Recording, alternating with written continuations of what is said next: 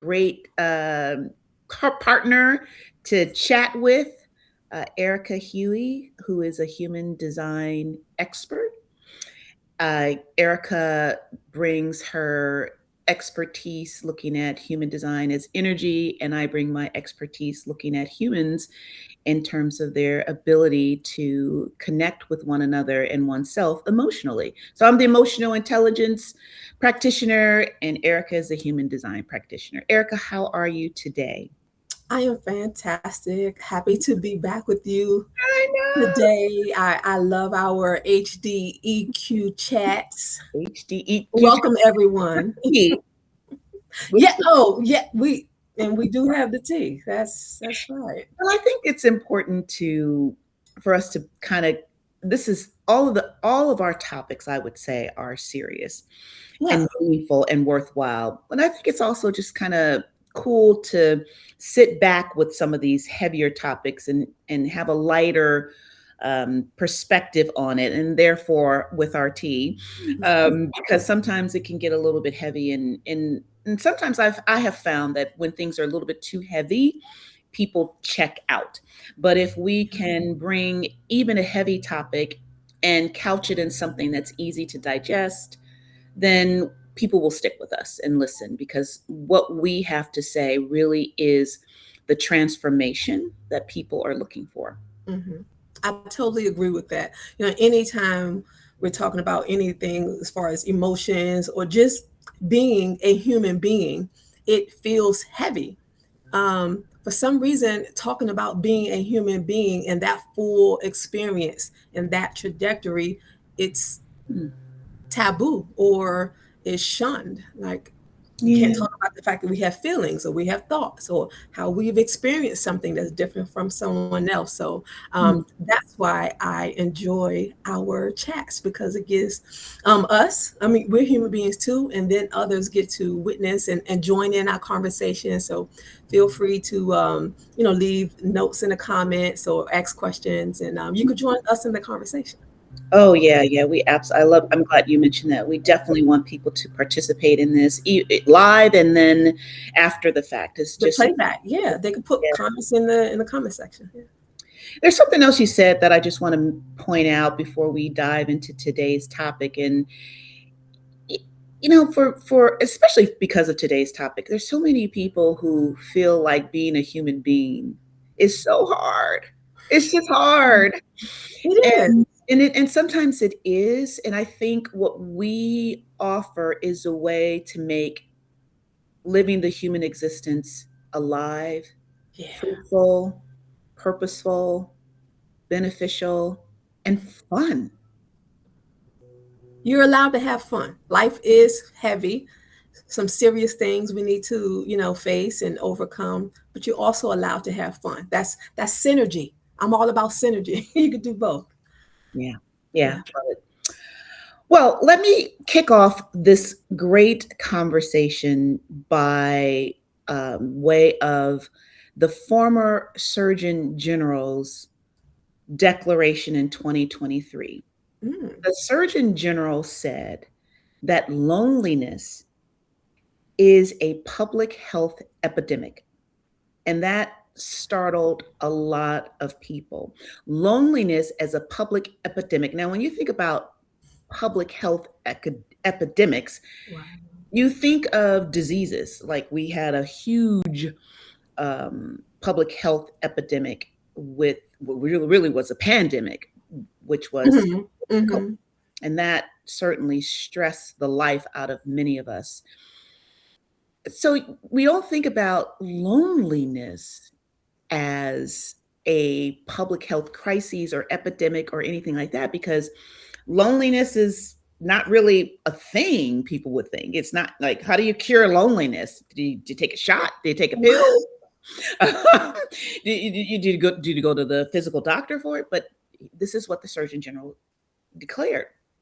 And so I want to just drop a couple of pieces of data to undergird our conversation. So the Surgeon General declared loneliness is a public health epidemic. But here's the thing, the data that I'm about to share tells a stranger more nuanced story than people are isolated. Okay. So this episode, Erica, between us, is going to unpack what's really happening and how emotional intelligence and human design offer a path, what I would say, back to meaningful reconnection. Yeah, How's that sound? I like it. Let's chat. Okay, let's check. So I'm gonna drop. So for those who like the numbers, here we go.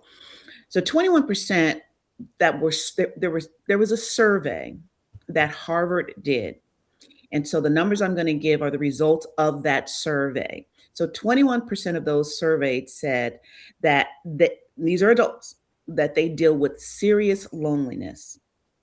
29% of those between the, now get this, between the ages of 30 and 44 were feeling lonely. This is the highest rate of any age group. 30 to 44, that age group had the highest number of feeling lonely, highest rate, to be clear. All right. So only adults who feel fundamentally disconnected from the world, that was 65% of those surveyed. Okay. Lonely adults who feel fundamentally disconnected from the world, 65% in that survey said yes to that. Two more pieces of data. So lonely adults who also report anxiety or depression in that group, 81% in that group survey said, yeah, I also have anxiety or depression. And then the most startling to me from an emotional intelligence perspective or lens is 57% of lonely adults said they were unable to share their true selves with others, even, get this, Erica, even when people were physically present around them. Okay, so there are people around you, you're not isolated, but there are people around you, and you still feel unable to share your true self with others. And this is not, I want to back up and say, none of this is judgment. This data is not judgment. It's not saying you're abnormal. It's not saying you've done something wrong. It is just data that is here to inform us on how to change this challenge. Now, before I even go any further, tell me what your reaction is to these numbers, Erica. Yeah, so just your last point. I mean, social science is all about pattern recognition. So it is objective data. Mm-hmm. Social science is science. So we're not subjecting this, I'm sure this study, and even in our conversation, we're not subjecting anyone to judgment, but we are looking at and considering, analyzing the data. Yeah. As social scientists. And so, yeah, it's not a right or wrong, good or bad. Right. It's just scientific data, social scientific data, Yeah. behavior and pattern recognition. Next, you made a point about the 30 to 44. That tracks with my sociology and social science brain as well. Okay. And I'm gonna pull in a little bit of astrology, because I'm aware that age 30, we enter into an energetic behavioral cycle that's called our Saturn return. Okay. And then at age 40, we enter into another energetic development or initiation to help you along the trajectory of your life. Around age 40, we call that the Uranus opposition. That's more commonly known as the midlife crisis. So while you're talking, I'm able to directly pull the cycles of life, the life cycles, the career cycles, the relationship cycles, all aligned with the data that you were sharing. Okay, go back for a second. So you said age 30 is called the Saturn, what is it? Saturn return. That literally means that the planet Saturn returned to the exact place in the sky where it was when you were born. Now, this is important just because of energy. Okay. like we're just coming off of a full moon. So everyone understands and recognizes the full moon. They see it in everyday life. Now, whether they pay attention to it or whether they want to tap into the intelligence that comes with it, that's their choice. But it is what it is. We, scientifically proven that the moon controls the tides of the ocean. Women and their monthly cycle can sync up. So the energy is not, anything that is not already obvious and proven. And so just like the moon and then the sun, every day the sun rises and sets and we rise and set with the sun. It controls our life. So the moon and the sun aren't isolated. They are special, but the rest of the celestial bodies have an impact on us as well. Okay. So, excuse me. And so particularly around age 30, Saturn has an energetic impact on us. And it forces us to begin to reevaluate ourselves, because up until 30, we've been living the track of life where our family or whoever raised us has put us on. And then when we get to age 30, we start to finally become an adult, because even, neuroscience proves that your brain doesn't even finish growing until 25, right? So energetically, Saturn comes and kind of codifies that as like, you energetically an adult at 30. So that's that big shift that you feel first. You'll begin to, adult. And then at 40, Uranus, that planet, is in the opposite place where it was in the sky where you were born. So it has a different type of energetic pull on you. And it makes you shift some things, re-identify people, places, relationships, jobs, things in your life. So you can shift into the person you're becoming and not the person you've been being for other people. So letting go of the old and becoming new is one way of expressing it that comes up for me. And maybe there is this in between stage where you don't know who you really are, and makes the loneliness a little bit even more pronounced. And that's why, I kind of just have a passion for educating people. People use artificial intelligence every day. I don't know why we don't use more of our actual intelligence that we were born with. Our body has intelligence. We have energetic intelligence. We have emotional intelligence. We're allowed to use all of the intelligence. So I really enjoy, synergy and putting all of the information together so you get a clear picture of yourself in the world you live in, and how you work and how it works. And so that's a direct impact on feeling lonely, because once you're able to orient and understand yourself, you know where you are in your journey and what are you being asked to do, where are you being asked to stretch and grow. Because we physically stop growing around 20-ish, we continue to grow psychologically, emotionally, energetically. And we forget, just because we watch 0 to 20 babies grow up and their bodies grow, we think we're supposed to finish growing. No, you're just getting started at 25, 30. Yeah. And I think it would be great when we're going to offer the listeners some call to action towards the end of this. And end of this conversation, I definitely want to swing back around to something you said in terms of what they can do. But before that, I want to just go back for a second to something you said. I think what's interesting is that people may not even be aware that they're feeling something that seems off, and they don't know that it is actually loneliness. They don't know how to name that thing that they're feeling, except they can probably articulate. I can't, let me go back to the data, the 57% that they unable to share their true selves with others, even when people were physically present around them. Maybe they can sense that or name that, but not equate it with I'm feeling lonely. Does that sound like that fits. Absolutely. And just everyday talk in layman's terms that people may easily identify with in nature.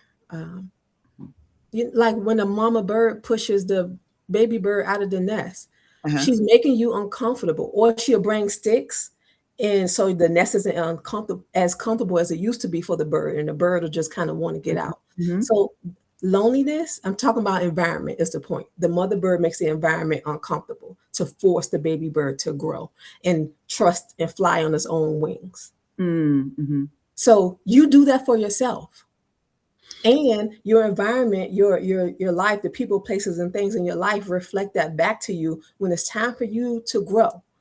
Mm-hmm. Mm-hmm. Your environment, internal, external, will make you uncomfortable, and loneliness is part of that. Loneliness has a purpose. It's Loneliness. part of the growth cycle. Loneliness has a purpose, I and would love for you to break that down a little bit more. That loneliness has a purpose, because I can hear people like, no, no, no, Erica. Loneliness is, if anything, it is a secret pain mm, no one should talk about or know about. and that's a very interesting concept, being the fact that all of us are human beings and all of us get lonely. Yeah. So it's really unfortunate that it's a secret pain that we have to do Yes. in silence and suffer alone. It has a purpose, just like every other feeling, every other condition that you're in, every other emotion. It has a purpose. There's Mm, not a good or a bad. It has a purpose. The purpose of it, like I was saying with the mama bird, is to make you uncomfortable. It's a assessment point. mm, It's an assessment point. It's asking you to ask yourself, am I still in the correct environment for who I am right now and who I'm growing and becoming? mm, Or was this person, place, or thing from my past? And have I, excuse me, have I outgrown this person, place, or thing? mhm, hmm, So loneliness forces you to stop, isolate yourself, because you grow in darkness. Another nature example from nature: seeds, they get buried in darkness alone. That's where all the magic happens. mm. So when I say loneliness has a purpose, that's you in your new seed form, Mhm. and that requires isolation. Elevation requires isolation. It has a purpose. Elevation requires isolation. Oh, that's good. That's good. Elevation requires isolation. Okay. Um, I wonder if the seed feels lonely in that mulch or in that dirt. I I wonder if like it's to think ever, it feels purposeful. I like to think it knows its mission. I like to think it knows its purpose, and this is part of that yeah. process.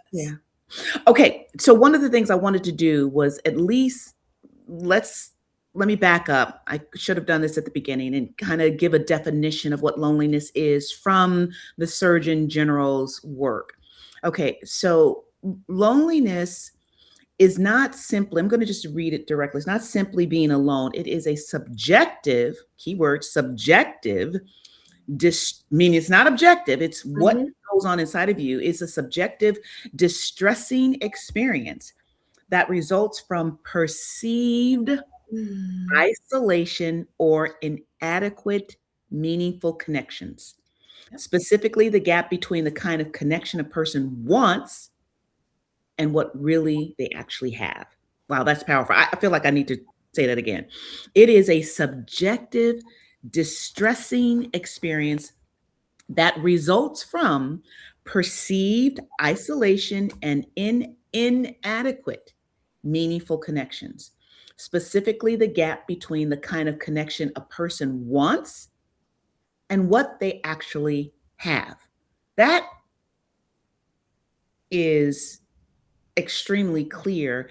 And what it tells me right away is that knowing your human design energy and knowing your emotional intelligence skill are two things that can help change your subjective perceived isolation. from what you think is happening, what you want that you don't have, and what you can actually know and have. Human design and emotional intelligence are tools you can use. Mm-hmm.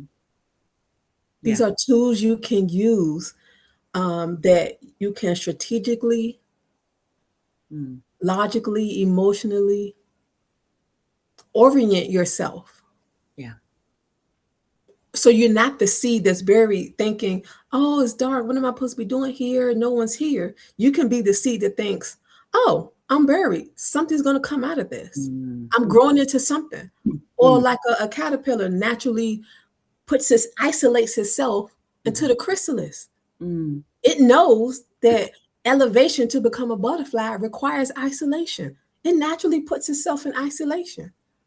And then it liquefies itself. The physical body, it liquefies itself and it rebuilds itself into a butterfly. Mm.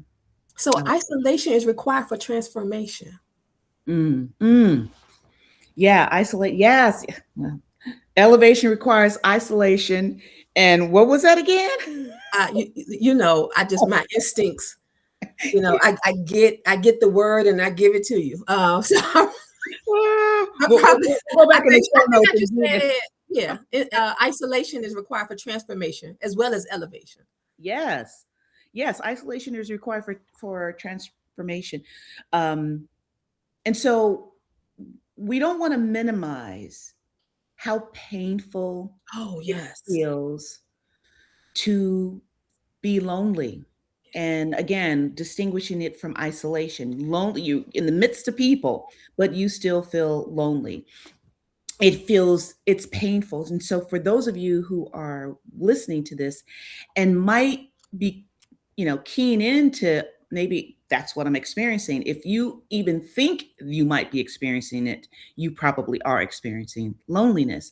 And that's okay. You are not alone.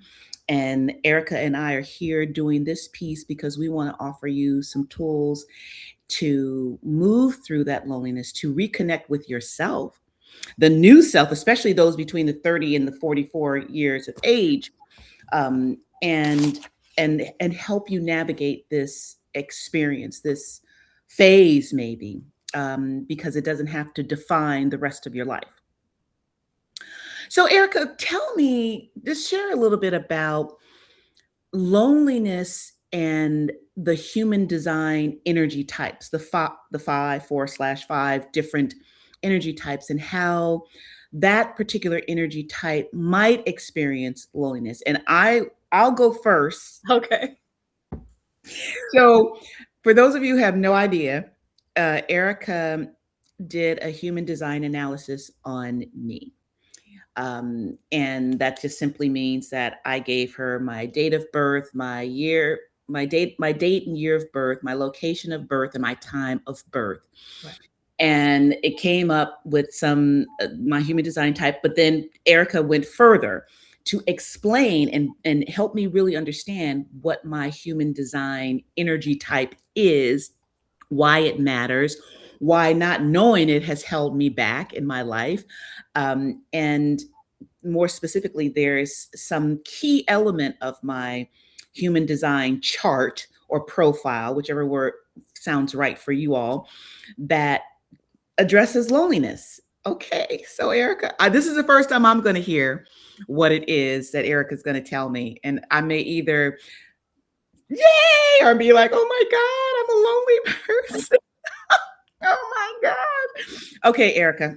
Okay, so I heard two questions. So first, I heard you ask me about loneliness over the 5 human design types, and then I also heard you ask me about loneliness in your specific chart. Yeah, because I was willing to go first of the 5 human design types.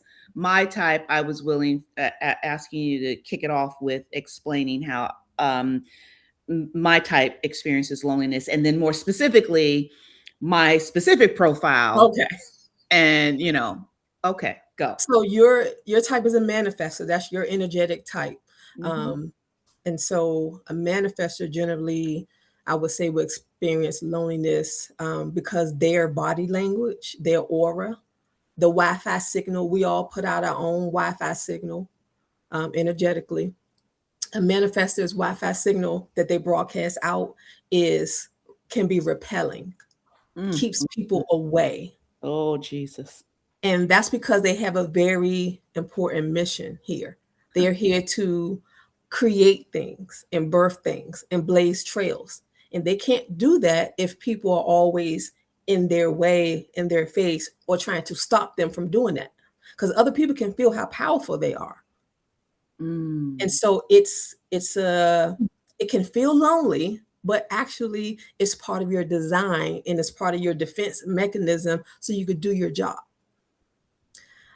For a generator or manifesting generator, loneliness may look like not having anything to respond to. So being in the correct environment matters. So you could see what lights you up or what stimulates you and what doesn't. So not having anything to respond to may be loneliness for a generator. Okay, let's stop right there for a second for clarification. Generator not having anything to respond to because a generator's energy type is to do. Is that? Absolutely. Just like the name implies, generator, it generates 70% of the population are here to generate the literal life force energy, the juice of life, the getting the things done. Manifestors kind of set the stage, blaze the trail, drop the idea off, drop the invention off, and then generators, if it's aligned with their particular energy type will respond to it. It's like, oh, I got it from here, thanks. Catch it and run with it. Okay, all right, that makes sense. Okay, what's the next type you want to describe? Projectors are 20% of the population. Loneliness for a projector, I would say, can look like not being recognized for their insight, because they are here to see the bigger picture and to help other people work smarter and not harder. So if they're not being recognized and being asked to come help, that may feel lonely. And so you are a projector. I am. And you can speak very, very distinctly to this type. And one of the things that you've taught me in our multiple conversations is how important it is for you to be asked to give your advice, to join in, to give your opinion or whatever. And if not, you're kind of in the background. You're kind of silent. Yes, especially when I was in my not self, like when I didn't understand my energy type and my human design and just didn't understand myself, because we kind of default to want to be generators. Everyone wants to be the movers and the shakers. And so I was, trying to get in or fit in. And then when I realized, plus I was exhausted, I'm like, I can't keep up. I can't. And so then again, learning about myself and how I'm particularly designed to thrive, I stopped chasing. And then when I started just spending time doing the things that I was naturally interested in, I call it drinking water and minding my business. People come to me. And then like the energy just shifted, or it was like, wow, I see you have now positioned yourself to where you're supposed to be. And now the world, the universe is going to respond to you and just bring you everything. So once I got in alignment, that's why alignment is so important. If you're where you're supposed to be, everything you need will come to you. And I've experienced that firsthand. I help my clients, get to that point in their life. And so, when a projector is not being recognized and say, hey, you're really good at this, or you have a lot of knowledge about this, or you're an expert in this, no one's coming to ask them. And so when I'm drinking water, mind my business, my particular area of interest, each projector has their own area of interest. Mine happens to be human beings. Another projector can be computer science. Another projector can be wildlife, can be puzzles, or being a makeup artist, whatever the thing that you're naturally interested in. Go do that, projectors. If you're watching this, go do that.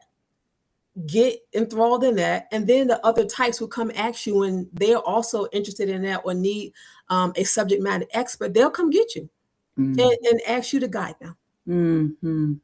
And then the fifth one is reflector. Okay. Reflectors feel lonely when they're what they're mirroring back in the environment is not appreciated, when it's shunned, because Mm. that could be really painful for them, because they're just mirroring back the actual truth in the moment. Mm-hmm. But people, that saying, don't shoot me, I'm just a messenger. Uh-huh. So, Yeah. so that's the reflector. And so that could be a really lonely place to be in. Okay. All right. And then the other one was the manifestor generator, but we already kind of talked about manifestor. We talked about generator. So put those two together. Exactly. Okay. I want to go back to the manifestor for a second. And the thing that's always been difficult, and I will admit it's still difficult for me to accept as a manifestor. And again, for those listening, I want you to know that you might disagree with me on this, Erica, but I'm gonna say it. Okay, sure. You didn't necessarily choose to be a manifestor, a generator, projector, or a reflector. Some would say you did choose in another frame of life, but for me, I'll speak for myself. I don't remember choosing. I don't remember choosing to be a manifestor. Okay. Had I had a choice to choose, I would have probably gone for a generator, because that's the majority of the population, and there's still a desire to fit in. Yeah. And as a manifestor, I don't fit in. I don't fit in. That doesn't mean people don't like me. It's just that I have come to realize that I am different. And even admitting that, I feel like I want to cry, but I'm not, because it's not about that. But you are born to be set apart. You're special. But I know being special isn't always fun. Being special isn't always fun. It can be lonely sometimes. I can acknowledge that. Precisely. And before we got on this call, you said that there were things in my chart when you did the human design profile on me.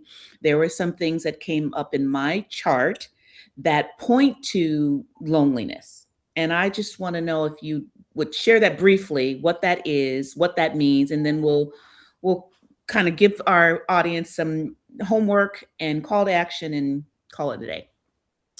So yeah, when we were just speaking for a few minutes before we went live, and you told me he's going to be talking about loneliness, I'm like, wow. Well, in human design, there are three distinct gates or energy traits that speak to loneliness. And I'm like, oh, that's gate 12, about caution, knowing when to speak and when not to speak. That's gate 33, about taking time to retreat, to process an experience you had before speaking about it. Gates 12 and 33 are connected to the throat. So it's about when to speak. So if you speak at the wrong time, that's going to induce loneliness, because people for the person speaking. Right, because other people are going to not accept it if it's not the right time. Mm-hmm. So caution, gate 12 is about caution, knowing the correct timing of when to speak. Mm-hmm. And 12 is attached to your emotional intelligence. So, and then the 33 is about the gate of retreat, or privacy is another name for it. Mm-hmm. And that's attached to you, the core of who you are. It's called your G center in human design. So that's you speaking about, this is what I know. This is an experience that myself or other people have had, and I'm telling you about it to help you have a better experience as you evolve. Yes, and if you challenge me, and if you don't listen to me when I'm speaking from this place, then there is a natural feeling of frustration. I'm not understood, and definitely translates into loneliness. You got it. You feel because they'll reject what you're saying. Yeah. They'll reject what you're saying. So the truth is the truth, but we're all walking around having our own experience, and we're all different places of our evolution and our self-awareness. So that doesn't mean someone is ready to hear the truth. So you can still say it, but you also have to have some emotional intelligence in the meanwhile. Like, well, am I going to say this truth and just, because that may compromise our relationship because this person may not be ready to hear it. Yeah. And that's okay, because it may be time for you as an individual to speak your truth so you can evolve, because maybe that connection has ran its course and it's time to conclude anyway. Yeah. So it's okay. And then the third, then the 40. third, I'm sorry, it's the 40. Yeah. 40. Okay. And that is in your excuse me, in your ego center. So it's like your willpower. And gate 40 specifically, I call it like the lone wolf. But it's about being a provider. It's about being the lone wolf to go out, get the kill, or the dad going to the job and, taking care of his stay-at-home wife and children. It's that you're alone on your journey, doing what you need to do to provide for your tribe, your group. And you need to be alone to do that. You can't interrupt me while I'm working. But once I'm done working and I bring home the bacon, 40 expects some respect. 40 wants you to put some respect on his name. Okay. It's aware I've been out there, for you. This work I'm doing it for you to provide for my tribe. Wow. So I expect a little noise when I walk in the door and a little thank you for all my years of being married to you, or raising the children, or handling our taxes, or I expect a little applause, because this is a lonely thing, a lonely job that I have, a lonely responsibility that I have. So those are the three alone gates in human design. So when I see this in someone's chart, you've already shared you're a manifester, and plus you have these three. There are only three, and you have all three of the aloneness gates activated in your chart. That just speaks even more that your message that you here to speak about, you are not designed to be interrupted. No one should, you're not designed to be influenced coming in. You're designed to be influential going out. So I know it's lonely at the top, but that's where you are. I know. Okay. As I said, I don't remember choosing. Okay. I don't. But let me just also say, really quick nerd things. So there's 66 gates, you said? 64. There's 64 gates. Okay. And then it doesn't, you can be a generator, projector, or reflector and have one of these alone gates or loneliness gates. You don't have to be a manifester, right? Okay. Type has nothing to do with your gate activations. As a projector can have all three, a reflector can have all three. Gotcha. Absolutely. And this is the importance of knowing your human design profile. So it's not just knowing the type. I'm a manifestor, I'm a generator, I'm a projector, I'm a reflector. That's not enough. What one needs is to go deeper into the gates and the channels and all these other things that you have been teaching me about in order to really understand who you are, so that you can know how to take on the loneliness that all of us have experienced and will experience in some way. But it doesn't have to be loneliness that is detrimental, but loneliness that is transformational. That's why it's important to know more than the type. Yes? Absolutely. I'm a projector, but what I call my main character energy. So the energy that is about 70% of my energetic makeup, what people feel from me, is an individual energy. So they're circuitry types. So literally think of a circuit board. So whether, in your home, in your garage, or you open up a computer and there's a circuit board, literally think of it like that. When I look at your human design chart, I'm looking at a circuit board, and I can see what circuits are there and active or not. And I'm just putting it together, and I'm telling you how you're designed to work, what buttons you need to push. If the lights goes off, I know which one. Here, you need to, push this one up and down a couple of times. Here you go. This is the one. And so as a projector, the type doesn't matter. But so you could be An individual, have a lot of individual energy, and that naturally comes with a lot of aloneness. Because think of the word individual, Mhm. independent, Mhm. right? Mhm. And then the second type is tribal. So you've heard me talk about that. That's your family unit, that's your work group or team, right? So that's your group. We all have groups in sociology. And then the third is the collective. So that's humanity at large, society at large, all of the groups, different tribal groups combined into a larger society. Mhm. Mhm. Mhm. So the gate that I have, gate 8, is Eight. a individual gate. So the gate that makes up most of who I am, 70% of who I am, is about contribution, but it's about contributing as an individual. So that means I don't necessarily get to be part of the tribe either. I Mm. am here to be that outside consultant.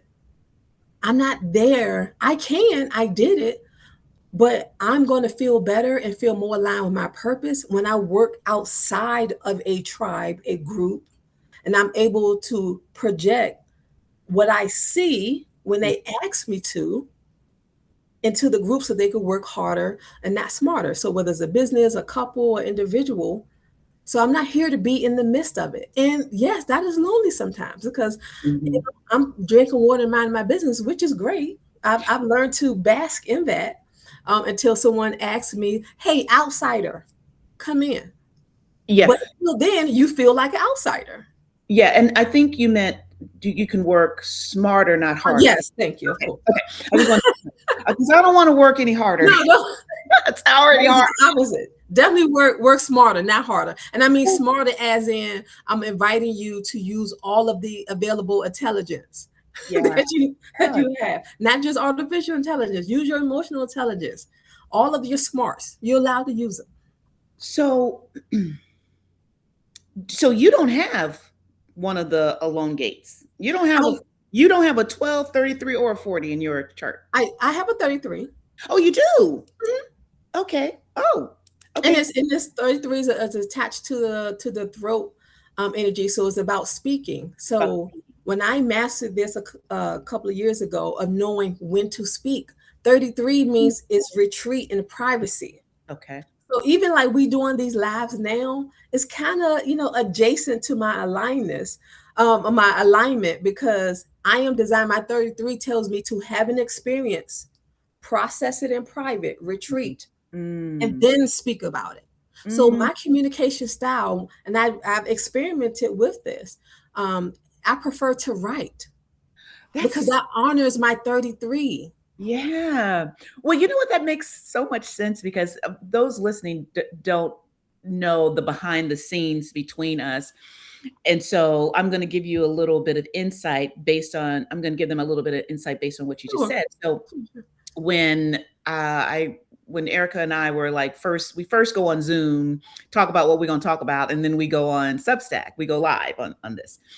And what I've observed, and now it makes sense, is that when I introduce the topic behind the scenes, backstage, you always, and then you start writing something. You're quiet. You're not really talking a lot to me. And I'm like, she's not I'm talking. listening to you. I'm I processing. know, but it makes sense now what you do because it's in a lot, it makes sense with your 33 gate. That's That what's you have correct to for process me. for you've got to process what I'm saying quietly. I mean, we're zooming, but you're really kind of by yourself processing and writing down what you're experiencing so that when we do come together live, you now can communicate what you were processing in private. So what you're just describing, Yes, girl. that you just realized and describing for others, what I said, loneliness has a purpose. See Yeah. how I force myself into loneliness so I'm not influenced to eliminate the external. I don't want external factors. I don't want external validation. Yeah. As a projector, I've been asked to focus on something. You invited me into a conversation. You Mhm. told me what the subject is, what you want me to look at, right? And we just, before we hop on live, we just, 2 or 3 minutes. You just, Mhm. hey, we're ready. We Yeah. do, a mic check, do the things, and we're here. Yeah. Yeah. So this is all in real time, but you do give me a heads up, like, hey, well, it's loneliness today. I'm like, okay. Yeah. But I do start focusing my projector energy, like, so manifester, your energy, your Wi-Fi naturally always kind of repels other, get out of my way. I have Mm. something, I have a very important assignment. And then Yeah. as a projector, what turns on my Wi-Fi is when I'm invited to focus on something, to project, to put the spotlight. Mm-hmm. So today you told me the spotlight is loneliness. So I'm like, okay, boom. And then I kind of isolate myself because I don't want any other influence or anything like that. I need to dig into my truth, my skill set Mm-hmm. as an individual, because I know my design and I live it every day. So Yeah. I'm like, okay, Erica, your main energy is gate 8. That's about contributing as an individual. That's about contributing your unique style. Don't say it like anybody else. Don't try to be like anyone else. Don't repeat anything. And I need to tap into my individual, independent, isolated energy so I can come out on screen in real time or real conversation when I'm coaching people, so I can be Yeah. my presence can be the present. Mm. And that's the gift and beauty of being an individual. Yes, it's lonely, but once is your time and that you're a seed and then you begin to sprout, your Yeah. presence is the present for other people.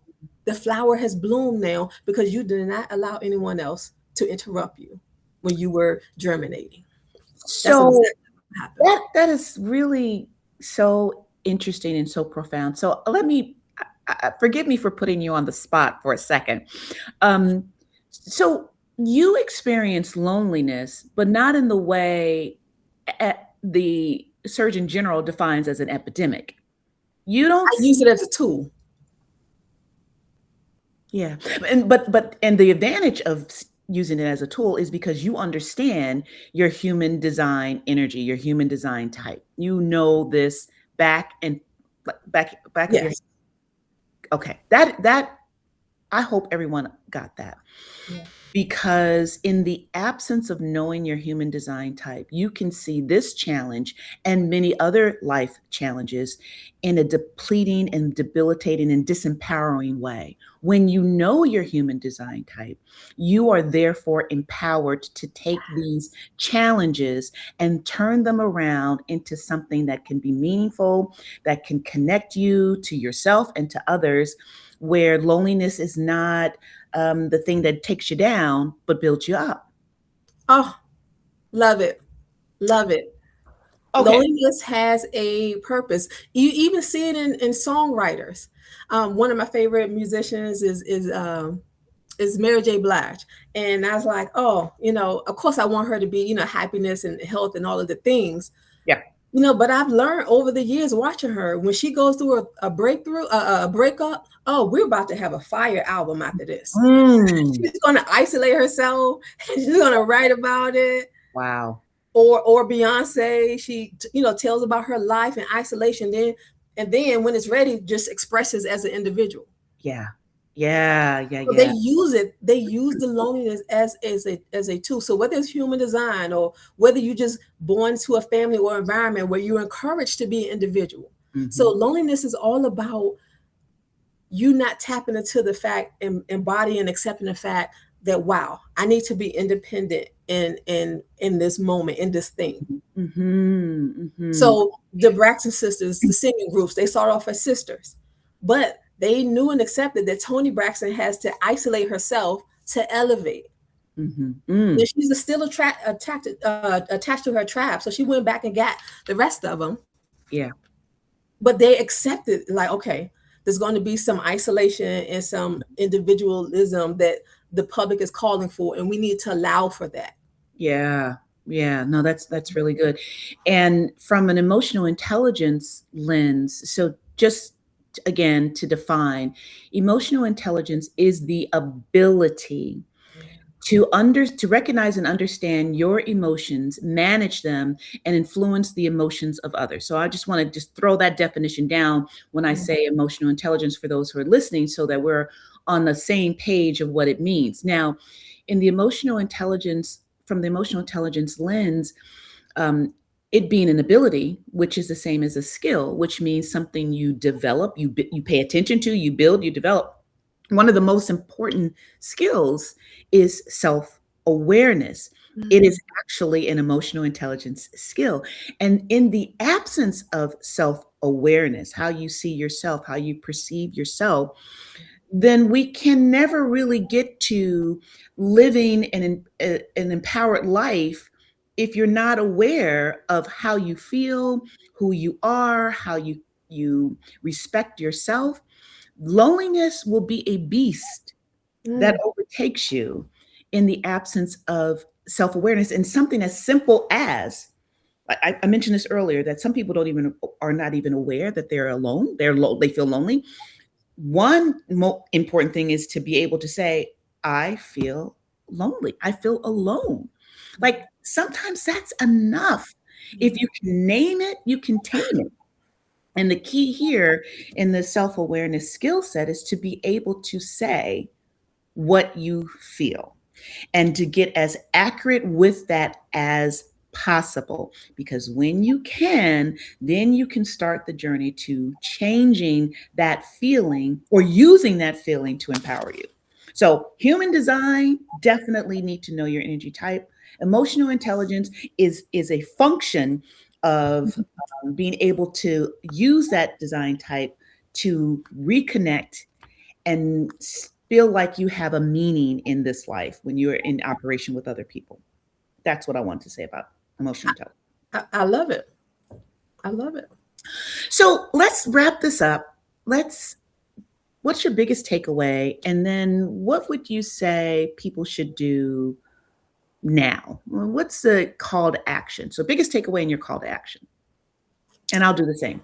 Um, what I want people to walk away with is first accepting that feeling isolated and lonely is part of your experience of being a human being.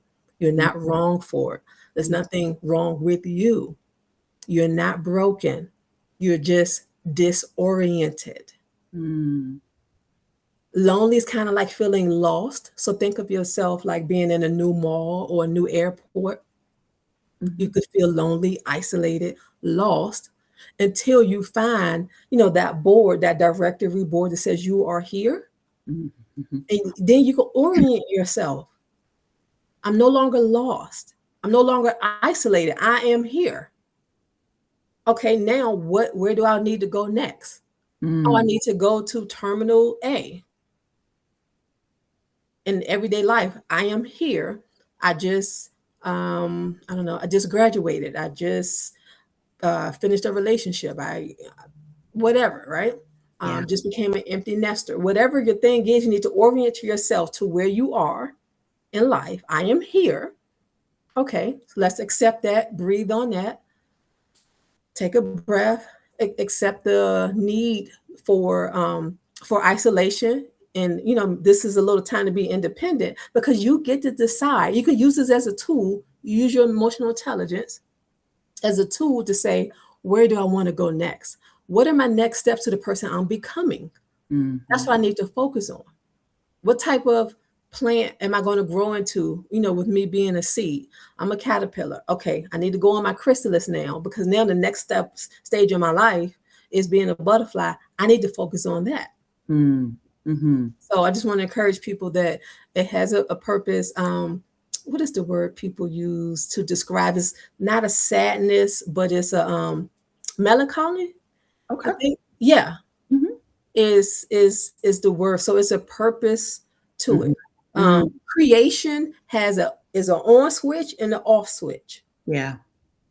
But both has its purpose. So just want to leave you with that. It has a purpose, like I've said before. And once you are able to understand it, whatever tool you use. So in the space that you and I work in is kind of when you're ready to orient yourself and move forward. Of Mhm, course, for those watching or listening, if you first need to process things from your past, of course, that's what a counselor or a therapist can help you do. mhm, That's a different function. But whatever you use in your life, just to become aware, to name it and use it turn it into something. Turn that lesson into a blessing. So, okay, so I hear your takeaway, and I also heard in there a call to action too. So, restate what you think they should do right now. Soon as this call is over, what should But they do?